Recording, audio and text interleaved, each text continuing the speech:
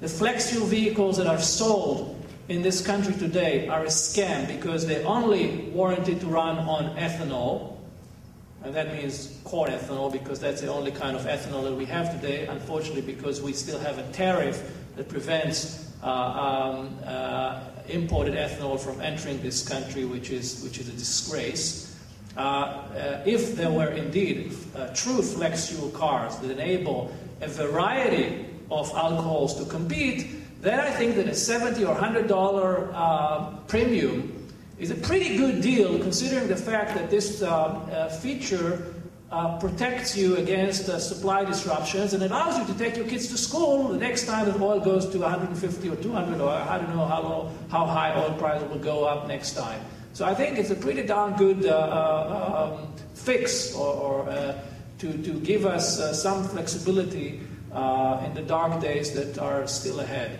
And I don't think that this should be left to the consumer, because today the automakers decide that they're only making flex fuel a number of models that they pick and choose, mostly the big cars, because they get CAFE credits, fuel efficiency credits, for putting those cars on the road, which is another travesty. And that's why I think it should be a standard feature in every automobile sold in the United States, from the very small one to the very big one. And at that point, we can have the kind of competition that is necessary to grow a market. Yeah, I don't think we need to force on consumers a technology that allows them to buy $150 barrel equivalent ethanol so that they don't have to buy $150 barrel equivalent oil all the time. We don't have oil at $150. But nobody is forcing you to buy anything. No, when you have a flex fuel, when you have a flex fuel car, nobody's putting a gun in your head and telling you to buy ethanol. You can, you don't have to.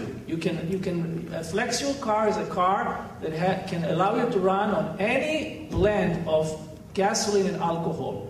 It's like putting milk in your coffee. You can drink your coffee black, you can drink it with a lot of milk. You decide. Nobody's forcing you to do anything, but you have the choice. You don't have the choice over not buying the flex fuel vehicle. You don't have the choice, apparently the car companies are deciding which sorts of alcohols are allowed to work on the flex fuel vehicle, because you say right now, I assume the $70, and I'm dubious of that, but let's go ahead and say it's $70 a car. You say that's only certified to run on ethanol. Right. Okay, well, what does it cost to get one to run on everything else? The same thing, because all it takes is a different fuel line in the engine. Then why do they do it if it's the same thing? Because they say the fuel is not there, so why bother? Look, a flex fuel vehicle essentially is the only difference. That's why it costs so little. Is that the materials in the fuel line are more resistant to corrosion. Alcohols are more corrosive than gasoline, okay? So when you change the materials in the fuel line, then all of a sudden your car can run on higher alcohols. And therefore, you can still run your car on gasoline. Nobody's taking the gasoline away option. And nobody should take any option away.